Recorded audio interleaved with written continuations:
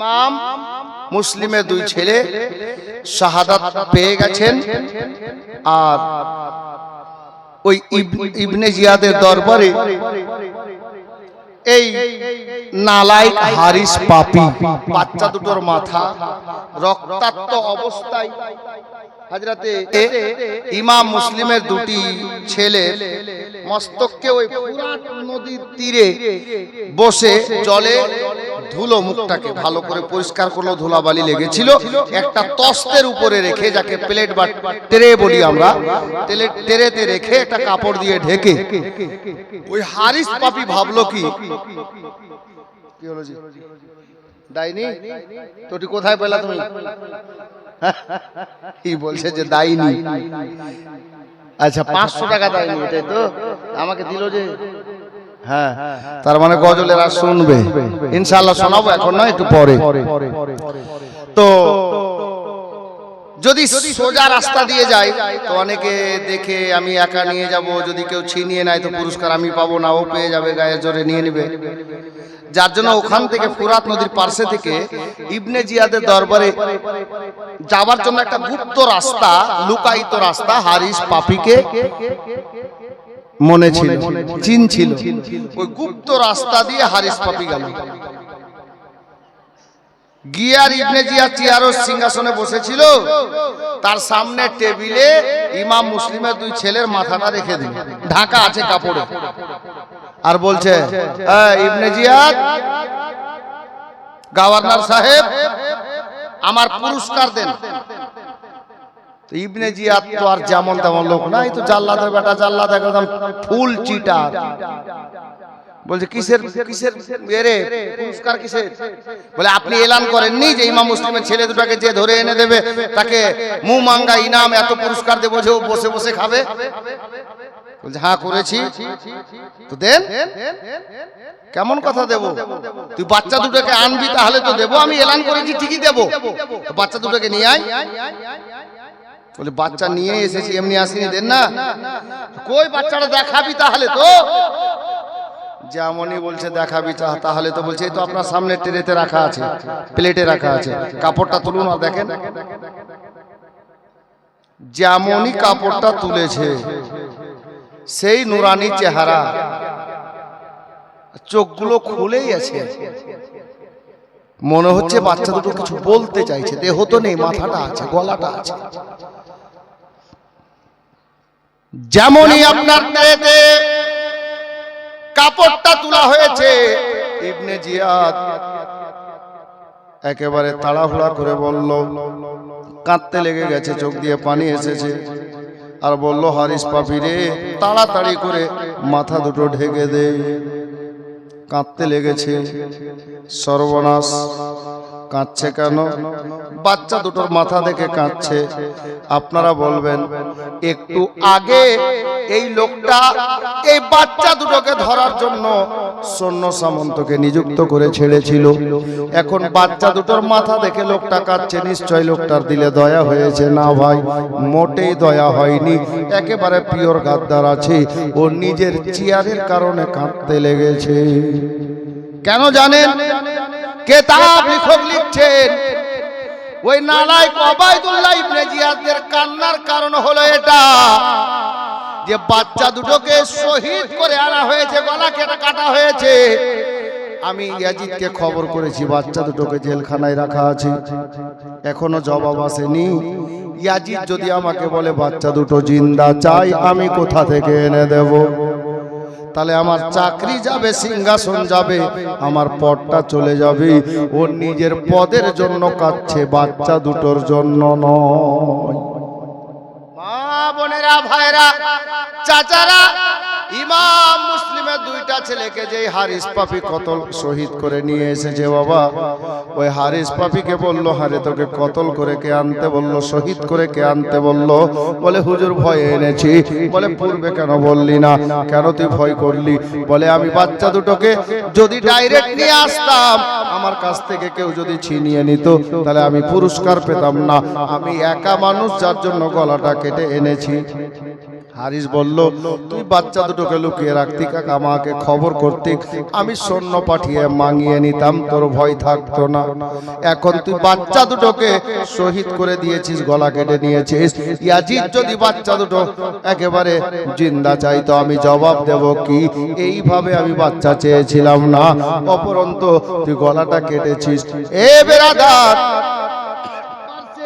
একটা লোক দৌড়তে দৌড়তে এসে ইবনে জিয়াদকে বলল, হুজুর বাচ্চা দুটোই শুধু শহীদ করেছে এটা না, এ বাচ্চা দুটোকে বাঁচানোর জন্য হারিসের বিবি অনেক চেষ্টা চালিয়েছিল, তার মাথা তো ফাটিয়েছিল। অবশেষে ফুরাত নদীর তীরে গিয়ে হারিস পাপী নিজের বিবিটাকেও শহীদ করে দিয়েছে, বিবিকেও কতল করেছে। হারিস পাপী এই কাজটাও করেছে। তখন ওই বাচ্চা দুটোর দেহ কোথায় জানতে চাওয়া হলো। হারিস পাপীকে বলল, বাচ্চা দুটোর দেহ কোথায়? বলে ফুরাত নদীতে চালিয়ে দিয়েছি, ফেলে দিয়েছি। এ বেরাদার, হারিস পাপীকে বলল, ইবনে জিয়াদ তোর পুরস্কার তুই পাবি নিশ্চয়। তাহলে কি পুরস্কার জানবি না? কি পুরস্কার? জাল্লাদকে হুকুম দিল, বলে হারিস পাপীর পুরস্কার হলো এটা। ইবনে জিয়াদ বলে দিল, যা হারিস পাপীকে নিয়ে যা, যে জায়গাতে ফুরাত নদীর আশেপাশে ইমাম মুসলিমের দুইটা বেটাকে কেটেছে, গলাটা কেটে নিয়েছে, ওখানে গিয়ে এই লোকটা হারিস পাপীর দেহটাকে টুকরো টুকরো করে কেটে নে। টুকরো করে কেটে নেওয়ার পরে কুকুরকে, বিড়ালকে, কাককে, চিলকে খাইয়ে দে। এটাই হলো হারিস পাপীর পুরস্কার, এটাই হলো হারিস পাপীর ইনাম। এ বেরাদার, ওটাই করা হলো। হারিস পাপী বলল, ভাই আমার সৈন্যরা শোনো, বাচ্চা দুটোর মাথাকে নিয়ে যাও, আর নিয়ে গিয়ে ফুরাত নদীর আশেপাশে দেখবে, যদি দেহ দুটো পাওয়া যায় রে, তাহলে গলাটা লাগিয়ে দিয়ে কবর বানিয়ে দিও। এ বেরাদার, বাচ্চা দুটোর মাথাকে আনা হলো। এবার আনার পরে বাবা বাচ্চা দুটোর মাথাকে খোঁজ করতে লাগলো। খোঁজ করতে করতে কিছুটা দূরে গিয়ে দেখতে পাওয়া গেল ফুরাত নদীর এক তীরে বাচ্চা দুটোর লাশ ভাসতেছে। লাশ দুটাকে তোলা হলো। হাইরে দাদা ভাইয়ের মহাব্বত রে, সারা কায়নাত গাওয়া হয়ে গেছে। ইমাম মুসলিমের দুইটা বেটা শহীদের পরে যেমন গলায় গলা মিলিয়েছিল বাবা, লাশ দুটোকে তোলার পরে তারা অনেক চেষ্টা চালিয়েছিল, দু জায়গায় করে দুটা কবর বানিয়ে দেবে, কিন্তু কোনো মতে জোড়া থেকে ভাঙানো গিয়েছিল না, খুলতে পারা গিয়েছিল না। অবশেষে নিরুপায় হয়ে বাচ্চা দুটোর দেহকে একটাই কবরে দুটা মাথা রেখে দিয়ে, দেহ দুটোকে ওই কবরে রেখে গলাতে গলা লাগিয়ে দিয়ে বাচ্চা দুটোকে ফুরাত নদীর আশেপাশে একটা কবর বানিয়ে দাফন করে দেওয়া হয়েছে। এ বেরাদার, বাবারা, ভাইরা, হারিস পাপী নালায়ককে ফুরাত নদীর তীরে নিয়ে গিয়ে টুকরো টুকরো করে বটি বটি করে কেটে আপনার চিলকে, কাককে চালিয়ে দেওয়া হচ্ছে, কুকুরকে চালিয়ে দেওয়া হচ্ছে। কিন্তু কেতাব লেখক লিখতেছে রে বাবা, হারিস পাপীর মাংসগুলোকে না চিল খেতে চাইছে না কুকুর খেতে চাইছে, ওরাও ঘৃণা করছে লোকটা আমার দয়ার নাবির আওলাদকে কতল করেছে, ওয়ানাহারে মারা যাব, কিন্তু নবীর দুশ্মনের মাংস পর্যন্ত আমরা খাবো না। বুঝতে পারা গেল আলে নবীর দুশমন যারা হয় তাদেরকে কুকুর পর্যন্ত ঘৃণা করে, আলে নবীর দুশমন যারা হয় তাদেরকে আসমানে উড়ন্ত পাখিরা, চিলেরা পর্যন্ত ঘৃণা করে, তাদের মাংস পর্যন্ত খেতে চায় না। বেরাদার, ইমাম মুসলিম রাদিয়াল্লাহু তাআলা আনহু দুই ছেলের কবর শরীফটা ওই ফুরাত নদীর তীরে। আল্লাহ আল্লাহ, বেরাদার, যাই হোক রাত অনেকটা হয়ে গেছে। এখন আমি যদি কারবালার ওয়াকিয়া দুটাই বলি তো কম করে 2 ঘন্টা লাগবে, এতক্ষণ সম্ভব হবে না বাপ। আমি চট করে হযরতে সাইয়্যিদনা ইমাম আলী আসগর রাদিয়াল্লাহু তাআলা আনহু 2-4টি কথা আপনাদেরকে শোনাবো, তারপর ইনশাআল্লাহ তাআলা সালাম পড়ব। জি, আর এখানে আবার দেখছেন বিভিন্ন প্রকারের সুবহানাল্লাহ সামান রাখা হয়েছে, নিয়ে যাবে। আচ্ছা, আমি এর পূর্বে জীবনী আপনাদের এখানে করেছি, অনেক ঘটনা ছাড়লাম, সম্ভব নেই এখন 5 দিনে যে কারবালা নিয়ে যাব, অসম্ভব। যে মতো আমরা সুর টান দিয়ে পড়ছি আর শুনছি আর বলছি, মুশকিল আছে। তো হযরতে ইমাম হুসাইন রাদিয়াল্লাহু তাআলা আনহু মক্কা থেকে সফর করে কুফাতে যাচ্ছিলেন, কয়েক দিনের জন্য ফরজ হজ ছেড়েছিলেন। কয়েক দিনের জন্য ফরজ হজ ছেড়ে আমাদের মতো গুনাহগারদের ঈমান বাঁচানোর জন্য হযরতে সাইয়্যিদনা ইমামে হুসাইন রাদিয়াল্লাহু তাআলা আনহু নিজের আহলে আয়ালকে নিয়ে চলেছেন। বাবা, ভাই, মা ও বোনেরা, হযরতে সাইয়্যিদুস শুহাদা ইমাম হুসাইন অবশেষে ওই রাস্তার মধ্যে থেকে হুর নামক লোকটি না ফিরে মক্কা যেতে দেওয়া হলো না কুফাতে যেতে দেওয়া হলো, বিপরীত একটা রাস্তা ধরে নিয়ে গিয়ে সরজমিনে কারবালাতে আমার ইমাম হুসাইনকে নামিয়ে দিল। ওই কারবালা ইমাম হুসাইন ক তারিখে পৌঁছেছিল জানেন? মনে আছে? ইমাম হুসাইন কারবালার ময়দানে সর্বপ্রথম যখন নিজের দলবল নিয়ে পৌঁছালেন, কত তারিখে পৌঁছেছিলেন? কোন মাসে? মনে নেই? এখানে বলেছিলেন, ভুলে গেছে। তারপরেও তো অনেকবার জীবনী হয়েছে, কি মনে রাখছি আমরা? যদি মনে রাখবেন না, শুনে লাভ কি? যাই হোক, বলে দিচ্ছি, শুনুন। হযরতে ইমাম হুসাইন 61 হিজরিতে মুহররম মাসের 2 তারিখে কারবালার সরজমিনে পৌঁছে গেছিলেন। 61 হিজরি 2 তারিখ পৌঁছে গেছিলেন। কারবালার ময়দানে পৌঁছালেন আমার হুসাইন। নিয়ে আসলো কে? হুর নামক লোককে ইবনে জিয়াদ দলের নেতা বানিয়ে একদল সৈন্য নিয়ে পাঠিয়েছিল। ওই হুর নিয়ে এসে কারবালার ময়দানে নামালেন। এই পিঙ্কির মা, হ্যালো, গল্প না,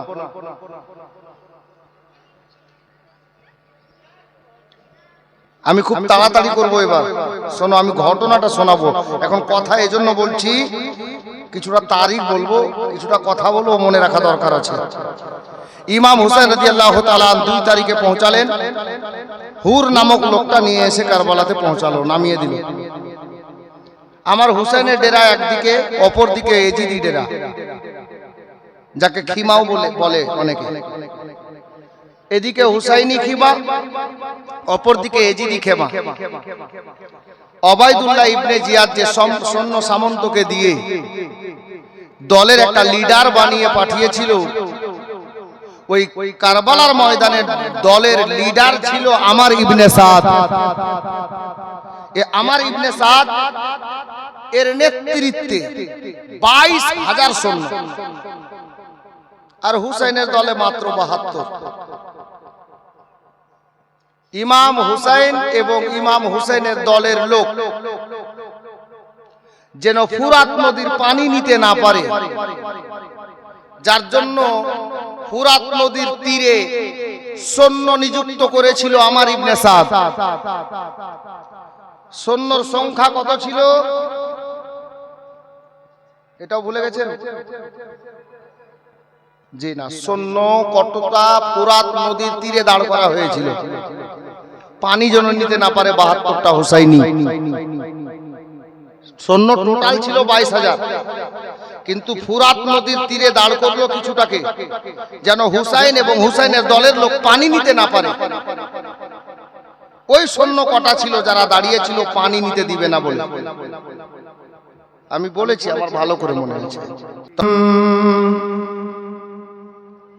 হায়রে কারবালার কাহিনী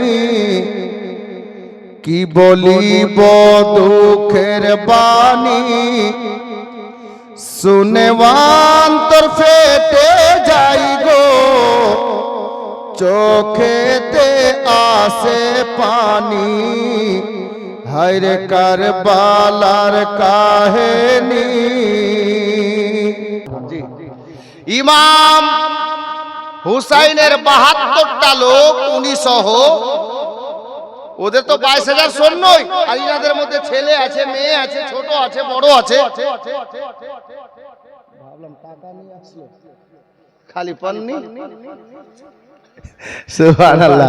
তো 72টা লোক যেন পানি নিতে না পারে, যার জন্য 22,000 সৈন্যর মধ্যে থেকে গুনতি করে 500টা সৈন্যকে ফুরাত নদীর তীরে দাঁড় করা হলো, যেন হুসাইনি দলের লোক পানি নিতে না পারে। তারাও জানে যে মাওলা আলীর ঘরানার বাচ্চাও শের। নালে বলেন বাচ্চা বাচ্চা ছেলে মেয়ে বড় সবাই মিলে 72, আর ওরা 22। কিন্তু 72টা লোক পানি নিতে না পারে, যার জন্য 500টা সৈন্য দাঁড় করালো। কত ভীতু! আল্লাহু আকবার। এই করে একদিন দুদিন করতে করতে 9 তারিখ হতো, আশুরার রাত যাকে বলে, 9 মুহররম দিবাগত রাত। 7 তারিখে পানি বন্ধ হয়ে গেল। 7, 8, 9 3 দিন না দানা না পানি, কিছুই পেটে নেই। প্রত্যেকের খিমার মধ্যে যেটুকু পানি ছিল শেষ হয়ে গেছে, ফুরিয়ে গেছে। উজু করার জন্য পানি নেই, পানি উজু করার জন্য নালায়েকরা দেয়নি। উনারা তায়াম্মুম করে নামাজ আদায় করতেন। আল্লাহু আকবার। আলে নবী তবুও নামাজ ছাড়েননি। ওদিকে জামাত হচ্ছে 22,000-এর মধ্যে, ওরাও কিন্তু মুসলমান। জামাত ওদিকেও হচ্ছে, জামাত এদিকেও হচ্ছে। হুসাইনের দলে 72, এটা আলাদা জামাত, আর 22,000 ওদিকে, ওটা আলাদা জামাত। যার জন্য বড় জামাত দেখে গিয়ে লাভ নাই, ইমাম দেখে যেতে হবে। ইমাম যদি নবীর প্রেমিক হয় তাহলে লোক একটা হোক আর দুটা হোক, একটা দায়িত্ব তো 1000 ইমাম বলে দাঁড়িয়ে যাবে। আর যদি ইমাম নবীর গাদ্দার হয়, নবী ও আলে নবীর দুশমন হয়, ওটা 5000-এর জামাত থাকলেও আপনার নামাজ কাজে আসবে না। একাই নামাজ পড়েন, আপনি জামাতের স্বভাব পেয়ে যাবেন। আহলে সুন্নাত ওয়াল জামাতের আকীদা এটাই। আমরা আলে নবী এবং আওলাদে আলীদের এবং নবীদের দুশমন যারা হয় তাদেরকে নিজের ইমাম মানিনি আর মানব না। জি, সেই একা নামাজ পড়তে হোক না কেন। বেরাদার, হযরত ইমাম হুসাইন রাদিয়াল্লাহু তাআলা আনহু আশুরার রাতে নিজের ছেলে মেয়ে ভাই বোন যারাই ছিল, বিবি ভাস্তা ভাস্তি বৌদি জিনারা কারবালাতে সঙ্গে ছিলেন, সকলকে বললেন আজকে রাতে তোমরা ঘুমাবে না, আল্লাহর জিকির আজকার করো, আল্লাহর কাছে দোয়া দরুদ পড়ো। কেন হুজুর? বলে আজকে মুহররম মাসের 10 তারিখের রাত, আশুরার রাত। আজকের তারিখে আল্লাহ পাক নিজের বান্দা বান্দির দোয়াকে খাস করে কবুল করে থাকে। বেরাদার, হযরত ইমাম হুসাইন রাদিয়াল্লাহু তাআলা আনহু যখন সকাল হলো, ফজরের নামাজ আদায় হলো, সময় সংকীর্ণ, যার জন্য আমি এখানে অনেকগুলো কথা ছিল। হযরত ইমাম হুসাইন রাদিয়াল্লাহু তাআলা আনহু সকালবেলা নামাজ থেকে ফারিগ হলেন। ওদিক থেকে 10ই মুহররমের দিনে 22,000 সৈন্যবাহিনীর তরফ থেকে আওয়াজ ভাসছে, হুসাইন ইবনে আলী, ইয়াজিদকে নিজের আমিরুল মুমিনিন হিসাবে মানো, ইয়াজিদের হাতে হাত দাও, আর না হলে যুদ্ধের জন্য তৈরি হও। বেরাদার, বাবারা, ভাইরা, মা বোনেরা, আমার ইমাম হুসেন ভাবলেন, আল্লাহ এখন ডাইরেক্ট যদি আমি যুদ্ধে নেমে যাই, তাহলে হাসরের ময়দানে আল্লাহ পাক যদি আমি হুসাইনকে জিজ্ঞাসা করে, হুসাইন রে তুই ওই কারবালার ময়দানে যদি একবার বলতিস আর তারা মেনে নিত, তুই কেন বলিস নি রে, কেন যুদ্ধ করেছিস? আমি হুসাইন আল্লাহর কাছে কি জবাব দেব? যার জন্য হুসাইনে পাক রাদিয়াল্লাহু তাআলা আনহু এক পা দুপা করতে করতে কারবালার ময়দানে নেমে গেলেন। বাবা, নেমে গিয়ে আমার নবী নাতি হুসাইন খুতবা দিতে লাগলেন, মানে বক্তব্য রাখতে লাগলেন। বাবা, একদিকে হুসাইন একা দাঁড়িয়ে বক্তব্য দিতেছেন, আর অপর দিকে 22,000 সৈন্যবাহিনী, ইয়েজিদি সৈন্যরা আমার হুসাইন ইবনে আলীর বক্তব্য শুনতেছে। এ বেরাদার, বক্তব্য দিতে দিতে আমার হুসাইন আল্লাহু আকবার কিছুটা সময় কাটিয়েছেন।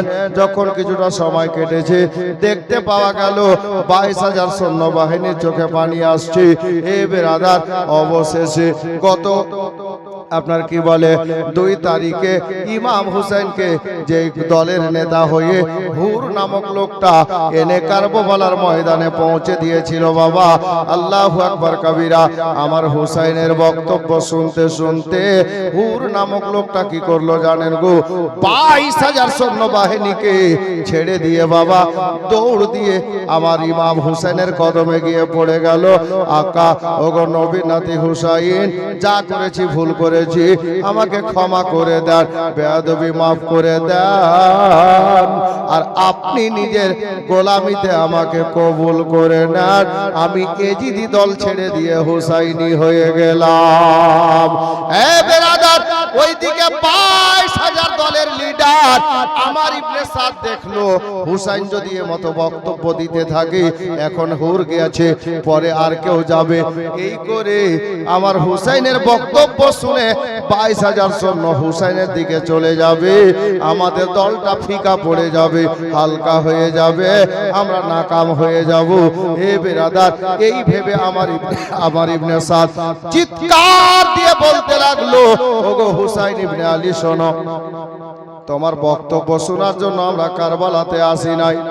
হয় ইয়াজিদের হাতে হাত দাও, এজিদকে ইমাম বলে মানো, নইলে যুদ্ধের জন্য তৈরি হয়ে যাও। অনেক করে বোঝালেন হুসাইন গো, কিন্তু তারা কোনো কথা আর শুনতে চাইল না। অবশেষে আমার হুসাইন বলছেন, দাঁড়িয়ে যা রে, এবার তোদের যুদ্ধের স্বাদ মিটিয়ে দিচ্ছি, দাঁড়া। এবার খিমাতে গেলেন হুসাইনে পাক। এ বেরাদার, সবে মাত্র হুর নামক লোকটা আমার ইমাম হুসাইনের হাতে হাত দিয়ে মুরিদ হয়ে গেছেন। বাবা গোলামি আলে নবীর কবুল করে নিয়েছেন। এই হুর নামক লোকটা ইমাম হুসেনকে বলছেন, হুজুর, এখন তো আমি হুসাইনি হয়ে গেছি, এখন আমি আপনার গোলাম হয়ে গেছি।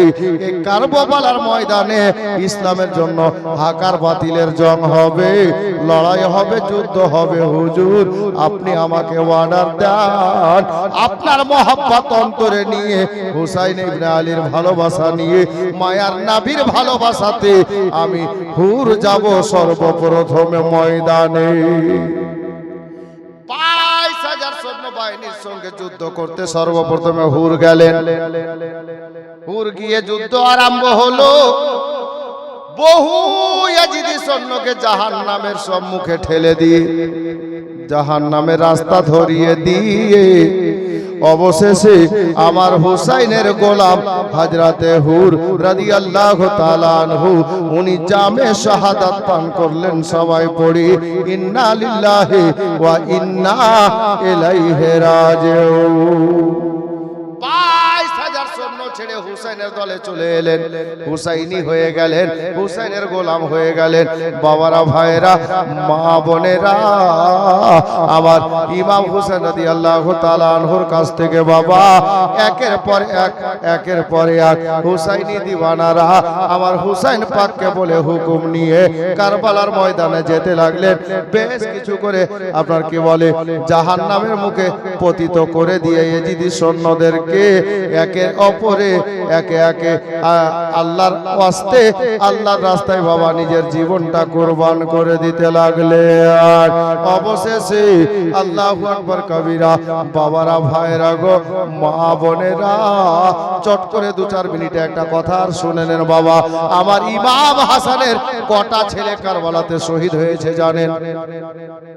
জীবনে তো অনেক শুনেছি, জীবনে অনেক শুনেছি। দারিয়াপুরে এমন কোন ভালো বক্তা নেই যে আসেনি। জি, সব ক্যাটাগরির বক্তা দারিয়াপুরে আসে, এটা রেকর্ড আছে বাপ। জি, তবে বলেন তো ভাই, ইমাম হাসানের ছেলে মেয়ে কয়টা জানেন? জানা নাই। তবে আজকে টোটাল ছেলে মেয়ে কটা আমি বলবো না, দেখি বের করতে পারছেন কিনা। আমি যে কিতাবে দেখেছি, জি, ইমাম হুসাইনের সঙ্গে ইমাম হাসানের কটা ছেলে কারবালাতে শহীদ হয়েছিলেন ইসলামের জন্য জানেন? বড় ছেলের নামটা তো আমরা সবাই জানি, হযরতে কাসিম রাদিয়াল্লাহু তাআলা আনহু।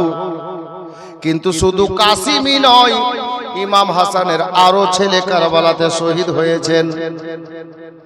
নামও বলে দেব আজকে। জি, বসে থাকেন, নাম পর্যন্ত বলবো বাবা। হযরতে ইমাম কাসিম রাদিয়াল্লাহু তাআলা আনহু আমার ইমাম হুসাইনের দরবারে এসে হুসাইনে পাককে বললেন, চাচা আমার ভাই আলী আকবর গেলেন, আওনো মোহাম্মদ গেলেন, চাচা আব্বাস আলম বারদার গেলেন, দিওয়ানারা গেলেন, ইনারা ইসলামের জন্য নিজের জানের কোরবানি দিয়ে দিয়েছেন। চাচা গো, আমি কাসিমকে হুকুম দেন আমাকে কারবালায় যেতে অর্ডার দেন। আমি কাসিম যাব কারবালাতে, আর ইসলামের জন্য আমি নিজের গর্দানটা আল্লাহর রাস্তায় কাটাবো। আমার হুসাইন ইবনে আলীর চোখে পানি এলো। বেটা না রে, তুই আমার বড় ভাইয়ের বড় নিশানি রে, আমি তোকে কারবালায় পাঠাতে পারবো না। আমার ইমামে কাসিম অনেক করে বললেন, হুসাইন কোনো মতে অর্ডার দিলেন না বাবা। অবশেষে ইমাম কাসিম নিজের ফুফু আম্মা জাইনাবকে গিয়ে খিমাতে বললেন, জাইনাবকে সাথে নিয়ে আসলেন। ইমাম হুসাইনকে বুঝিয়ে নিয়ে বোন জাইনাব অর্ডারটা নিয়ে নিলেন বাবা। অবশেষে হযরতে ইমাম হুসাইন রাদিয়াল্লাহু তাআলা আনহু জান্নাতি নওজওয়ানদের সরদার বাবা হযরতে ইমামে কাসিম জান্নাতি দুলহাকে নিজের হাতে করে মাথায় পাগড়ি বেঁধে দিলেন, ইমামা বেঁধে দিলেন বাবা, হাতে তলোয়ার ধরিয়ে দিলেন, ঘোড়াতে বসিয়ে দিলেন, আর বললেন, বেটা রে, এ বেটা কাসিম যা রে, আমি তোর চাচা তোকে বিদায় জানাচ্ছি। বেটা মাকে বললেন, ফুফু আম্মা চাচি আম্মাকে বললেন, আমার ইমাম কাসিম রাদিয়াল্লাহু তাআলা আনহু কারবালার ময়দানে বাবা নেমে গেলেন।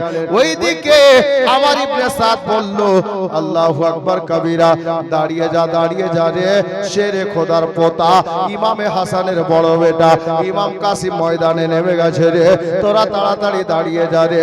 আল্লাহু আকবার কবীরা। এবার কে যাবে ওই কাসিমের সঙ্গে যুদ্ধ করতে? আল্লাহু আকবার কবীরা। কেউ রাজি হলো না বাবা। অবশেষে আমার ইমাম কাসিমের সঙ্গে মোকাবিলা করার জন্য আমার ইবনে সাদ একটা পহলওয়ানকে ডাক দিল। মুলকে শাম থেকে হায়ার করে ওই পহলওয়ানকে আনা হয়েছিল, যার নাম কিতাবে লেখা আছে আরজাক পহলওয়ান। আরজাক দাঁড়ালো। জি বলুন। বলে, যাও ওই ছেলেটার মাথাটা কেটে আনো। আরজাক বলছেন, নাউজুবিল্লাহ। কেন? তো বলছে, আমি এত বড় নাম করা পহলমান, আমার নাম শুনলে ভালো ভালো বেরিয়ে যায়। হ্যাঁ, আমি এত নামি দামি পহলমান, আমার নাম শুনলে অনেক নওজওয়ান ময়দান ছেড়ে পালিয়ে যায়, আর আমি সামান্য একটা বাচ্চার সঙ্গে যুদ্ধ করতে যাব, লড়াই করতে যাব, আমারও একটা প্রেস্টিজ আছে। আমার ইবনে সাদ যদিও এজিদি সৈন্য, এজিদি দলের নেতা, কিন্তু আমার ইবনে সাদ বলল, আরজাক রে, এটা ভালো করে মনে রাখ, বাঘের বাচ্চাই বাঘ হয়, সাপের বাচ্চাই সাপ হয়। তুই জানিস না, ওই বাচ্চাটাকে বাচ্চা মনে করিস না, ওটা শেরে খোদার পোতা হযরতে হাসানের বেটা রে। এদের কলেজা ছোট না বড় আছে রে, এদের দাদার খবর তুই জানিস না রে। হযরতে মাওলা আলী 70 মনের লোহার গেটকে নিজের বাম হাতে একাই তুলেছিলেন। এখনকার নওজওয়ানকে যদি 70 কেজি মাথায় দেওয়া যায় তো বলছে 10 টাকা দাও, টোটোওয়ালাকে পৌঁছে দিবে, মানে পারবে না। জি, 70 মনের লোহার গেট এরই দাদা নিজের বাম হাতে তুলেছিলেন। যাও আরজাক যাও। আরজাক বলছে, কোনো মতে আমি যাব না। তাহলে কে যাবে? বলে, কাউকে যেতে হবে না, আমি আরজাকের সঙ্গে আমার 4টা বেটা এসেছে কারবালাতে, আমি একটা বেটাকে পাঠিয়ে দিলে দেখবেন যাবে আর আসবে। আর মাথাটা কেটে আপনার পায়ের কাছে এনে হাজির করে দেবে। আমার ইবনে সাদ বলছে পাঠা, তাহলে বুঝতে পারবি পাঠা। ঠিক আছে এটা বেটাকে ডাকলো, রে বেটা শুন তো রে। তো বাপের যা গর্জন না। জি আব্বা, এই শুন এদিকে আয়, এই ধর এটা যা, ওই যে একটা ছেলে দাঁড়িয়ে আছে ময়দানে, মাথাটা কেটে নিয়ে আয় তো। তুই যে আরজাক পাহালমানের বেটা, দেখিয়ে দে যা। গেল ঘোড়ায় চেপে। আমার ইমাম কাসিম দাঁড়িয়ে আছে ঘোড়ায় কারবালার ময়দানে। তো হযরতে কাসিম বলছে, রে বাড়ি কোথায়? বলে মুলকে শাম। যাবি কোথায়? কবরস্থান। বলে কেমন কথা, যুদ্ধ করতে এলাম। হ্যাঁ, যুদ্ধ করতে? আরে ছেলে মেয়ে নেই? বলে বাড়িতে আছে। আমার কাসিম বলছে, দেখ ভালো কথা বলছি তোকে, ছেলে মেয়েকে এতিম যদি না বানাস তো ফিরে বাড়ি যা, যা যা।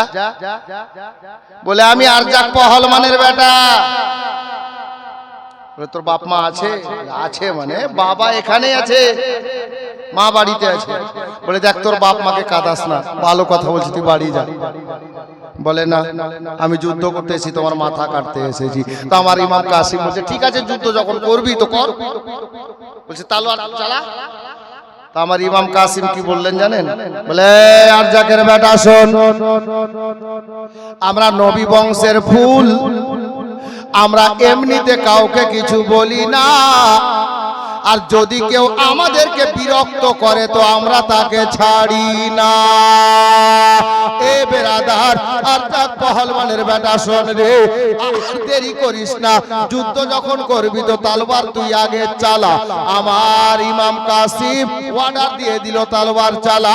আমার কাসিমের মাথা কাটার জন্য আরজাকের বেটা পহলমানটা আল্লাহু আকবার কবিরা তলোয়ার যেমনই চালালো, ইমামে কাসিম তলোয়ারটাকে বাবা এড়ে নিলেন, থেমে নিলেন। এবার আমার ইমামে কাসিম বললেন, হে আরজাকের বেটা, তুই তলোয়ার চালিয়েছিস, তোর বাড়ি শেষ, এবার আমি চালাবো, তুই রেডি হয়ে যা। আরজাকের বেটা রেডি। ইমাম কাসিম আল্লাহকে স্মরণ করে নবীকে দরুদ সালাম জানিয়ে নবীর মোহাব্বত অন্তরে নিয়ে তলোয়ার খানা তুলে এসা জোরে তলোয়ার চালালেন রে বাবা। তলোয়ারটা গিয়ে এমন ভাবে লাগলো আরজাকের বেটার ঢালখানা কেটে গিয়ে একেবারে তলোয়ার ভেদ করে গিয়ে একই তলোয়ারে আরজাকের বেটার গলাটা কেটে মাথাটা ফুটবলের মতো মাটিতে পড়ে গেছে। যেমনই মাথাটা পড়েছে, ওইদিকে আরজাক দাঁড়িয়ে ছিল দলের মধ্যে, 22,000-এর মধ্যে। ও তালি বাজেছে, বলছে বাহ বেটা বাহ, যেতে না যেতেই খেলা শেষ।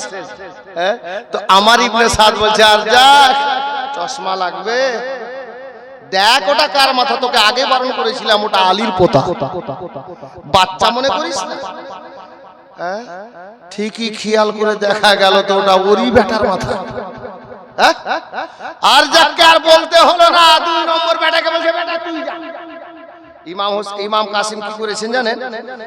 আরজাকের বেটার মাথা কেটে দিয়ে নিজের তলোয়ারটা কভারে ভরে নিয়েছেন, আর আরজাকের বেটার হাতে যে তলোয়ারটা ছিল ওই তলোয়ারটাকে হাতে নিয়েছেন। দ্বিতীয় বেটা গেল, হ্যাঁ কাসিম তোর হাতে ওটা কার তলোয়ার? তো ইমাম কাসিম বলছে তোর ভাই আমাকে দিয়ে গেল, আমার পরে তোর আমার ভাই আসবে, ওর মাথাটা আমার তলোয়ার দিয়েই কাটিস। কেমন রাগ হবে বলেন তো? হ্যাঁ বলে কাসিম মাথা ঠিক আছে, তৈরি হ, তুই আমার ভাইয়ের মাথা কেটেছিস, তোকে আমি ছাড়ছি না। ইমাম কাসিম বলছে আমরা তো আগে মারি না, কেউ আমাদেরকে মারলে আমরা ছাড়ি না, তুই চালা। মারলো, কাসিম এড়ে নিলেন, আবার ওই তলোয়ার দিয়ে তার গলা কেটে দিলেন। এই করে 4টা বেটার মাথা কেটে দিল। আচ্ছা এবার আরজাককে বলতে হবে রে তুই যা, ওর চোখের সামনে 4টা বেটা কতল। আরজাককে আর বলতে হলো না, আরজাক নিজেই ঘোড়ায় বসে গেল, তলোয়ার নিয়ে আর চলল ময়দানে গেল। ও গিয়ে ওই অবস্থা। এই নাম কি? নাম কি? আমার চোখের সামনে আমার 4টা বেটাকে তুই কতল করলি আর আমাকে বলছিস নাম কি? ইমাম কাসিম বলছে ও তুমি তাহলে আরজাক পহলমান? তোমারই নাম? বলে হ্যাঁ আমারই নাম। আরে তোমার হাতে ওটা কি? বলে হাতে তালওয়ার। তালওয়ার কার? বলে তোমার ছোট বেটা কতল হওয়ার আগে বলেছে কি আমার পরে আমার বাপ আসবে, আমার তালওয়ারটা দিয়েই আমার বাপের গলা কাটিও। এই তালওয়ারটা দিয়ে গেছে। আর যাক তো সেই রাখছে, আর যাক সেই রাখছে, একেবারে ফুলছে বাঘের মতো, সিংহের মতো গর্জন। কথা বলতে বলতে আরজাককে ইমামে কাসিম বলছে, আমাকে তো এটাই হাসি পাচ্ছে যে তুমি এত নামি দামি নাকি একটা পহলমান, যেই পহলমানকে নিজের ঘোড়ার জিন কষার ঢং নেই, ও আবার বলছে আমি পহলমান। আরজাক পহলমান মনে মনে চিন্তা করলো, শালা চারটা বেটা আমার সামনে মার্ডার, চারটা বেটা আমার চোখের সামনে কতল হলো, আর আমি রাগের মাথায় এসেছি, হয় না হয় জিনটা ভালোভাবে কষিনি, হতে পারে রাগের মাথায় এসেছি। আর যা কি করলো, ঘোড়ায় বসে ঘোড়ার জিনটা ঠিকভাবে কষেছি কিনা, আর যেমনই মাথা নিচে করে দেখতে যাবে, ইমামে কাসিম ভাবছে আল্লাহ এর থেকে বড় সুযোগ আর হয় না।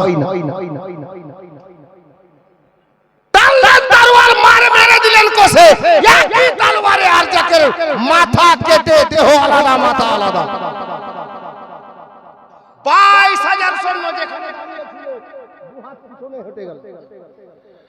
যে 18 বছর 19 বছরের কাসিম, এই 19 বছরের কাসিমের কাছে নামি দামি মুলকে সামের হায়ার করা পহলমান যদি নাকাম হয়ে যায় তো আমরা কি? 22,000 সৈন্য হিলে গেল।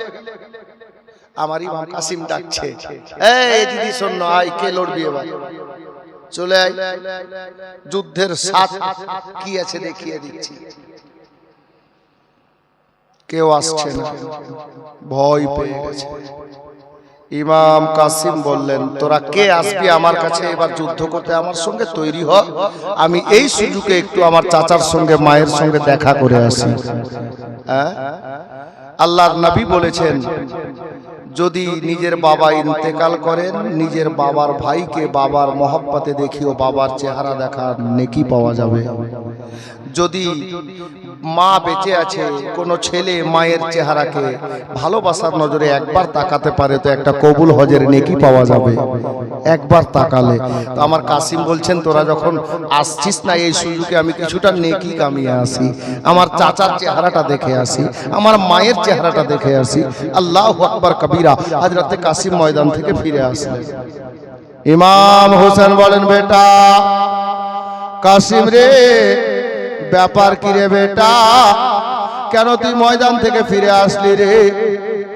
হযরতে ইমামে কাসিম বললেন, চাচা গো, আমি ফিরে আসিনি, পালিয়ে আসিনি, আমি যুদ্ধ করার জন্য গিয়েছিলাম, যুদ্ধ করছিলাম। চাচা, চাচা জানেন গো, আপনার নানা জানের মহব্বতে আল্লাহর দ্বীন ইসলামকে বাঁচানোর জন্য আমি কাসিম আপনার ভালোবাসা নিয়ে ময়দানে দাঁড়িয়েছি চাচা।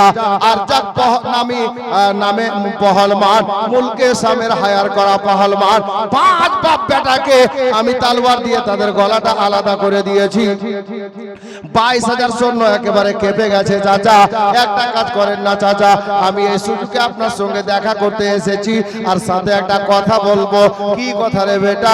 বলে, চাচা গো, আমি কাসিমের হুলকুমটা শুকিয়ে গেছে, বড় তৃষ্ণা পেয়েছি, সিনাটা শুকিয়ে গেছে। চাচা যদি একটা ফোঁটা পানি দিতে পারেন, এক কাতরা পানি আমার হুলকুমে দিয়ে দিতে পারেন চাচা, আমি 19 বছরের কাসিম কথা দিচ্ছি, এ 22,000 সৈন্য তো দূরের কথা, 22 লক্ষ যদি চলে আসে, আমি আপনার ভাতিজা আপনি হুসাইনকে কারবালায় নামতে দেব না। একাই আমি এদের জন্য যথেষ্ট হয়ে যাব। চাচা গো, একটু পানি যদি পেয়ে যেতাম চাচা, শুধু হুলকুমটা ভিজিয়ে নিতাম গো, আমি 22,000 সৈন্যকে একেবারে কতল করে দিয়ে জাহান্নামে পাঠিয়ে দিতাম। ইমাম কাসিমকে ওনার চাচা হুসেন বললেন, বেটারি আর দেরি নাই রে বেটা, আর দেরি নাই রে বেটা, যা বেটা যা, এবার কারবালাতে যা, আমি দেখতে পাচ্ছি রে বেটা এই দুনিয়ার পানি পান করলে আবার পিপাসা লাগবে, কিন্তু আমার নানা জান তোমার জন্য হাউজে কাউসারের পানি নিয়ে দাঁড়িয়ে আছে বেটা, যাও তুমি এবার ময়দানে যাও। অবশেষে মাকে সালাম করে দিয়ে, চাচাকে সালাম করে দিয়ে এবার চলে গেলেন কারবালার ময়দানে। এ বেরাদার, বাবারা, ভাইরা, মা বোনেরা গো, ইমাম কাসিম কারবালাতে গিয়ে যেমনই বাবা পৌঁছেছেন, এবার 22,000 সৈন্যবাহিনীর মিটিং হয়ে গেছে। একে একে গেলে 22 লক্ষ গেলে ফেল হয়ে যাব। এবার যখন কাসিম চলে আসবে, আমরা 22,000 চতুর্দিক থেকে ভেঙে পড়ব। এ বেরাদার, যেমনই ইমাম কাসিম কারবালার ময়দানে নেমেছে, ইমাম কাসিম রাদিয়াল্লাহু তাআলা আনহুকে 22,000 সৈন্য চতুর্দিক থেকে ঘিরে নিল। কেউ বল্লম চালাচ্ছে, কেউ তলোয়ার চালাচ্ছে, কেউ তীর বর্ষণ করছে। এ বেরাদার, কথায় আছে মারলে মার খেতে হয়, কতটা একাই থামবেন রে বাবা। বহু এজিদি সৈন্যকে জাহান্নামের মুখে পতিত করে দিয়ে অবশেষে আমার ইমামে কাসিম রাদিয়াল্লাহু তাআলা আনহুকে ঘোড়ার উপরে বসেছিলেন, এক বাদবাক কামবাখাত, আল্লাহু আকবার কবিরা, পিছন থেকে একটা বল্লম এমন ভাবে নিশানা করে চালালো, ওই বল্লমটা গিয়ে লাগবি তো লাগ বাবা। আমার ইমাম কাসিম রাদিয়াল্লাহু তাআলা আনহুর পিঠে এসে লেগে গেল। আর যেমনই পিঠে লেগেছে গো, বল্লমটা লেগে দাঁড়ালো না রে বাবা, পিঠের পিছনে লেগে মুখের সামনে নাভির কাছে বল্লমটা বেরিয়ে গেল। মা বোনেরা, বাবারা, ভাইরা, জওয়ান ছেলে, ইমামে কাসিম জান্নাতি দুলহা গো, আমার ইমাম কাসিম কাতর হয়ে গেলেন বাবা। আর ঘোড়ার উপরে বসে থাকতে পারলেন না, আর তলোয়ার চালাতে পারলেন না। আমার ইমাম কাসিম আর ঘোড়ায় থাকতে পারলেন না, ঘোড়া থেকে কারবালার জমিনে চলে আসলেন বাবা। আর চাচাকে ডাক দিচ্ছেন, চাচা গো, আপনার ভাতিজা কাসিমের খবর নেন চাচা। আমার ইমামে হুসাইন রাদিয়াল্লাহু তাআলা আনহু খিমার দরজায় দাঁড়িয়েছিলেন বাবা। ইমাম কাসিমের শব্দ শুনলেন বাবা, হুসাইনে পাক কারবালায় নেমে গেলেন। যেমনই কারবালায় নামলেন, অনেকগুলো লাশের মধ্যে কোথায় আমার কাসিম পড়ে আছে, লালে লাল কারবালা হয়ে গেছে, রক্তে রক্তাক্ত হয়ে গেছে বাবা। ইমাম হুসাইন রাদিয়াল্লাহু তাআলা আনহু কারবালার ময়দানে ডানে বামে দৌড়াদৌড়ি করছেন, আমার কাসিম কোথায় রে, এ বেটা কাসিম কোন দিকে রে। আল্লাহু আকবার কবিরা। হযরতে হুসাইন আগে বাড়লেন, দেখছে এক জায়গাতে নুরানি চেহারাতে ধুলাবালি লেগে আমার কাসিম পড়ে আছে। চাচা চাচা বলে ডাক দিচ্ছে। এ বেরাদার, আমার ইমামে কাসিম দৌড়ে গিয়ে, হযরত আমার ইমামে হুসাইন দৌড়ে গিয়ে ইমাম কাসিমকে নিজের সিনায় জড়িয়ে ধরেছে, কোলে তুলে নিয়েছেন বাবা। বেটা রে, আমি তোর চাচা চলে এসেছি বেটা। আল্লাহু আকবার কবিরা। আমার ইমাম কাসিম রাদিয়াল্লাহু তাআলা আনহু যেমনই দেখলেন চাচা চলে এসেছেন, আল্লাহু আকবার, নিজের কোলে মাথা দিয়েছেন। আল্লাহ আল্লাহ, 19 বছরের নওজওয়ান জান্নাতি দুলহা ইমাম হুসাইনের কোলে মাথা রেখে আল্লাহ আল্লাহ নিজের চোখটাকে খুললেন বাবা। বল্লম লেগে আছে, পিঠে লেগে নাভির কাছে বেরিয়ে গেছে। জওয়ান ছেলে জান্নাতি দুলহা চাচার কোলে মাথা পেয়ে ইমাম কাসিম নিজের চোখটাকে খুলে একবার উপরে তাকালেন, চাচার চেহারাটা দেখলেন বাবা।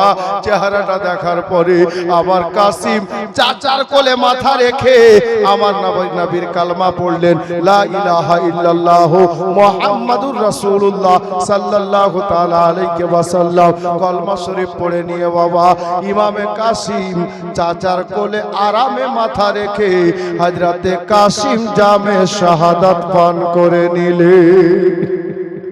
হযরতে কাসিমের সঙ্গে মালাকুল মউতের দেখা হয়ে গেল, দেহ থেকে প্রাণ পাখি মাইনাস হয়ে গেল। ইমাম কাসিমকে হযরতে হুসাইন নিজের ঘাড়ে নিলেন বাবা। আর ময়দান থেকে তুলে খিমায় নিয়ে গেলেন। ও বাবারা, ভাইরা, আমার মা বোনেরা গো, এবার এখানে একটা জিনিস জানার আছে।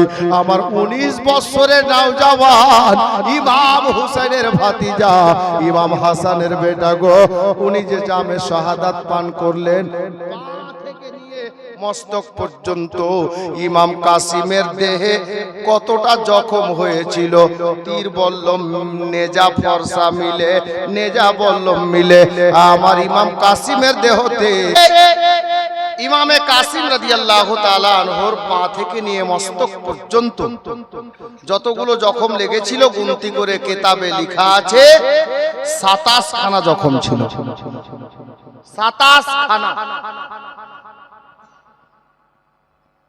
আস্তে আস্তে কথা, আস্তে আমি শুনতে পাচ্ছি, কারণ এদিকে 27 বলতে গিয়ে 47 বলে দেব, তখন ঝামেলা। আপনারা কথা বলবেন, আস্তে বলেন, আমি শুনতে না পাই। তো 27 খানা জখম হযরতে ইমামে কাসিমের মস্তক থেকে নিয়ে পা পর্যন্ত শরীরে লেগেছিল। তলোয়ার, বল্লম, নেজা, তীর সব মিলে 27টা জখম ছিল। যাই হোক, আমরা 27 ওয়ালাও আছি, অসুবিধা নেই। আলে নবী আওলাদ আলী। আচ্ছা, আপ থাকলো একটা প্রশ্ন যে ইমাম হাসানের কটা ছেলে কারবালাতে শহীদ হয়েছে? পেয়েছে? আমি বলেছি কিন্তু ভুলে গেছে। এর পূর্বে এখানকার মাঠে একবার জীবনী হয়েছিল, আমি বলেছিলাম, আমার মনে পড়ছে। যাই হোক, ইমাম হাসানের হুসাইন পাকের সঙ্গে কারবালাতে 4 জন ছেলে গিয়েছিল। 4 জন ছেলে। ওই 4 জন ছেলের মধ্যে 4 জনই শহীদ হয়েছিলেন কারবালাতে। একজনের নাম তো শুনলেন, এখনই বললাম, জিনার শাহাদাত হযরতে ইমামে কাসিম রাদিয়াল্লাহু তাআলা আনহু। আর 3 জনের নাম কি ছিল? আমি নামগুলো বলবো, ওই 3টা নাম শুনতে হলে 300 টাকা 3 জনকে দিতে হবে, কারণ এর পূর্বে শুনেন 3টা লোক 100টা করে টাকা ইমাম হাসানের 3 জন ছেলের মহব্বতে দিতে হবে। তাহলে নামগুলো আমি বলে দেবো চটচট করে। 3টা লোক হন, তাড়াতাড়ি ইনশাআল্লাহ বলে দেবো। আমি আগে নিয়ে যাচ্ছি না, কারবালাতে ডাইরেক্ট আমি 2-3 মিনিট কথা বলবো। ইমামে হুসাইন রাদিয়াল্লাহু তাআলা আন সর্বশেষে হযরতে আলী আসগর রাদিয়াল্লাহু তাআলা আনহুর শাহাদাতের পর, ওদিকে নিয়ে গেলাম না বাবা, কারণ এদিকে আমার একটা কাজ আছে, কিছুক্ষণ এদিকে লেগে যাবে। হযরতে ইমাম হুসাইন অবশেষে কারবালাতে যাচ্ছেন। কারবালাতে যখন বেরোচ্ছেন, 7 বছরের সাকিনা আব্বার হস্ত ধরে খুব কেঁদেছিলেন। আব্বা, আপনি চললেন, তা আপনি ময়দানে চলে যাবেন, তো আপনার পূর্বে দাদা, ভাই, চাচা যারাই গেছেন, ইনারা গেছেন তো আর ফিরে আসেননি, আপনিও যাচ্ছেন। আমার মন বলছে আপনিও ফিরবেন না, তো আমি আব্বা বলে কাকে ডাক দেব? সাকিনা অনেক কেঁদেছিলেন। বিরাদার, হযরতে ইমামে হুসাইন বোন জাইনাবকে বলে হযরতে নবী পাক সাল্লাল্লাহু তাআলা আলাইহি ওয়াসাল্লামের দস্তার মুবারক এবং হযরতে মাওলা আলীর হাতের তলোয়ার, যাকে জুলফিকার বলে, যে তলোয়ারটার নাম, আর হযরতে আমিরে হামজা চাচা জানের হাতের ঢাল, 3টা নিলেন আর 2 ঘোড়ার পিঠে সওয়ার হলেন। হযরতে সৈয়দা জাইনাবকে, নিজের বেটা হযরতে ইমাম জাইনুল আবেদিনকে, আহলো আয়ালকে সঁপে দিলেন। ছেলে মেয়ে যারা বাহায়াত ছিলেন সঁপে দিলেন জাইনাবের মাথার উপরে, হাতের উপরে। জাইনাব, তুমি থাকলে আর আমার ছেলে মেয়ে থাকলো। হযরতে গেরামি ইমাম হুসাইন রাদিয়াল্লাহু তাআলা আন কারবালার ময়দানে যাচ্ছেন। কারবালার ময়দানে গিয়ে হুসাইনে পাক রাদিয়াল্লাহু তাআলা আন খুতবা দিচ্ছেন। অবশেষে আমার হুসাইনের খুতবাতে কারবালার ময়দানে এজিদি সৈন্যদের চোখে পানি ঝরঝর ঝরঝর করে পানি বইতেছিল। আমার ইবনে সাদ দেখলো এই হুসাইন যদি আর একটু বক্তব্য রাখতে থাকে তাহলে হযরতে হুসাইনের বক্তব্য শুনে 22,000 সৈন্য কেঁদে কেঁদে সবাই ওর দিকে চলে যাবে, এটা আশঙ্কা আছে, কারণ সবাই হুসাইনের বক্তব্য শুনে কাঁদতেছিল। মুআজ্জাজ অবশেষে আমার ইবনে সাদ বলল, এই হুসাইন ইবনে আলী শোনো, আমরা এখানে তোমার বক্তব্য শুনতে আসি নাই, হয় ইয়াজিদের হাতে হাত দাও নইলে যুদ্ধের জন্য তৈরি হও।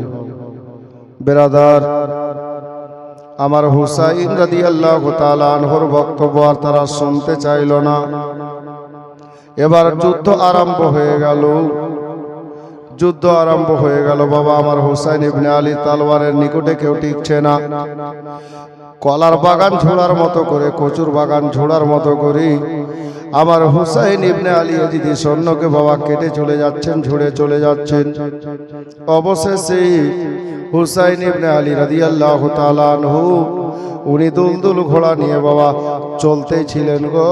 এতটা আপনার কি বলে তীর বল্লম লেগেছে, মারছেন তো মারো তো খেতে হচ্ছে রে বাবা।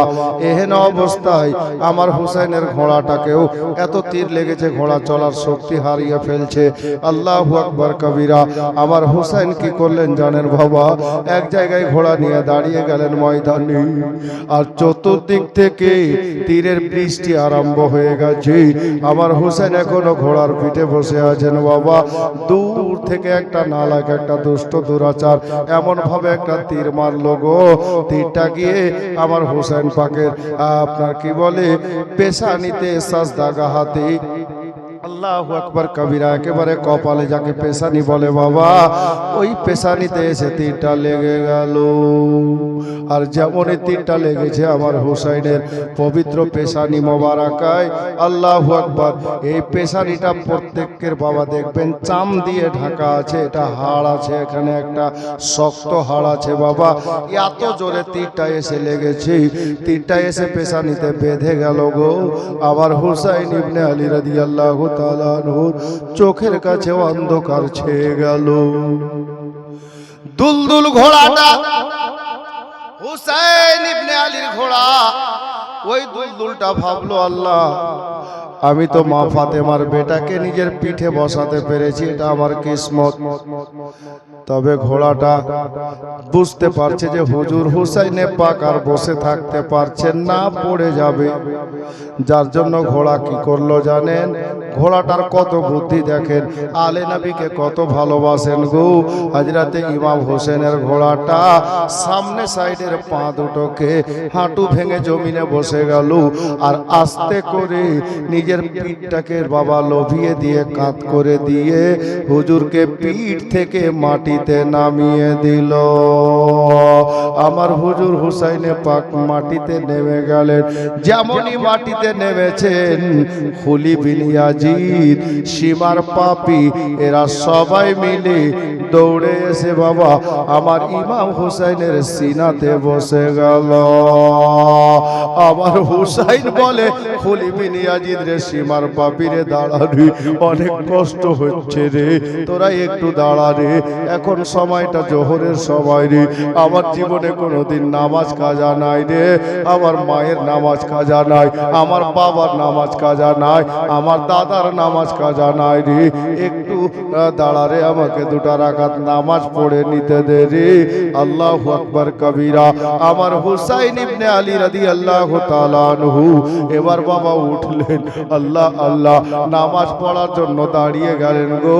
নামাজের হালাতে সাজদায় যখন গিয়েছেন, এই সীমার পাপী ভাবলো এটা নবীর আওলাদ আছে, হযরতে আলীর বেটা, মা ফাতেমার লাগতে জিগার, সাজদায় গিয়ে কোন একটা দোয়া করবে, আল্লাহ আবার ওই মতো তাকাত ফিরিয়ে দেবেন, আমাদেরকে হামলা করে দিলে দ্বিতীয়বার হুসাইন উঠে যদি হামলা করে তাহলে আমরা আর থামতে পারবো না। আমার হুসাইন ইবনে আলী রাদিয়াল্লাহু তাআলা আনহু সাজদা অবস্থাতে ছিলেন। বেশিরভাগ রাবীর মত বলছে সীমার পাপী, কেউ কেউ বলেছে খুলি বিন ইয়াজিদ। বেরাদার, আমার হুসাইন সাজদারত অবস্থাতে ছিলেন বাবা। এহেন অবস্থাতে ওই হারিস পাপী বাবা নিজের ভুজালি নিজের তালবার খানায় এমন চালিয়ে দিল আমার হুসাইনের হুলকুমে গো। আবার হুসাইনের দেহ থেকে মাথাটা আলাদা হয়ে গেল। কারবালায় রক্তের বন্যা বয়ে গেল, আসমানটা কালো হয়ে গেল, সূর্য বাদলের মধ্যে বাবা মুখটা লুকিয়ে নিয়েছে। আসমান একেবারে সূর্য মুখ লুকিয়ে নিয়েছে, আসমানটা কালো হয়ে গেল। আল্লাহু আকবার কবীরা, আল্লাহ আল্লাহ। সূর্য গিয়ে বাদলের মধ্যে মুখ লুকিয়ে নিয়েছে, সূর্য কাঁদে, আসমানের পরিন্দারা কাঁদে, জিন ইনসান কাঁদে, আল্লাহর ফেরেশতারা কাঁদে রে বাবা। আল্লাহর আরশের পায়া থরথর করে কাঁপে গো। আবার নবী পাক কবরে আনোয়ারে কাঁদে। আল্লাহু আকবার কবীরা। মা ফাতেমা নিজের কবর শরীফে কাঁদে, হযরতে মাওলা আলী নিজের মাজারে মুকাদ্দাসে কাঁদে। মা বোনেরা ওই দিকেই আমার জাইনাব হযরতে সুগরা কাঁদে মদিনাতে। আর 7 বছরের সাকিনা কারবালার সরজমিনে আব্বা আব্বা বলে কাঁদতেছে। এ মুসলমানেরা, আমার হুসাইন ইবনে আলী রাদিয়াল্লাহু তাআলা আনহু মুহররম মাসের 10 তারিখে শুক্রবারের দিন জুমার টাইমে 56 বছর 5 মাস 5 দিন বয়সে সাজদার হালাতে দুনিয়া থেকে পর্দা করলেন, জামে শাহাদাত পান করলেন, শহীদ হয়ে গেলেন। সবাই মিলে পড়ি ইন্না লিল্লাহি ওয়া ইন্না ইলাইহি রাজিউন। গজল তো শুনেছেন আপনারা, আমার নিজের লেখা একটা গজল আমি পড়ে দিচ্ছি।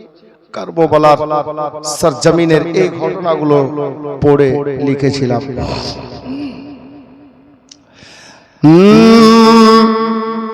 কারবালার কথা শুনে,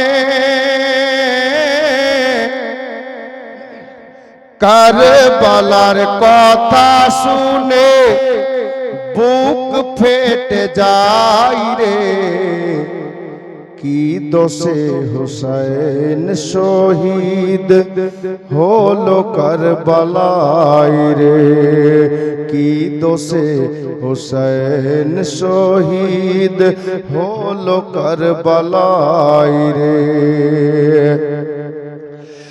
10 মুহররম দিনে আমার হুসাইনের কুরবানি, জিন ইনসান হুর গলিমা ঝরিয়েছে চোখের পানি। 10 মুহররম দিনে আমার হুসাইনের কুরবানি, জিন ইনসান হুর গলিমা ঝরিয়েছে চোখের পানি।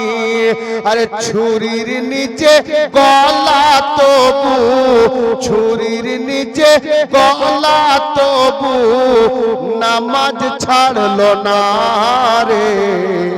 কি দোষে হুসাইন শহীদ হলো কারবালায় রে। 10 মুহররম দিনে ওগো জুমারি ওয়াক্তে কারবালা ভেসে গেল আমার হুসাইনের রক্তে। 10 মুহররম দিনে ও জুমারি ওয়াক্তে কারবালা ভেসে গেল আমার হুসাইনের রক্তে। আজ ও সেই দিন প্যারা, আজ ও সেই দিন প্যারা সারা জগৎকে কাঁদাই রে। কি দোষে হুসাইন শহীদ হলো কারবালায় রে। কি দোষে হুসাইন শহীদ হলো কারবালায় রে। দুধের শিশু আলী আসগর পানিরও লাগিয়া ছটপট ছটপট করে ও গো বাপের কোলে গিয়া। ওই জালিমেরা তীর মারিল, জালিমেরা শহীদ করলো, একটু পানি দিল না রে। কি দোষে হুসেন শহীদ হলো কারবালায় রে। কি দোষে হুসেন শহীদ হলো কারবালায় রে।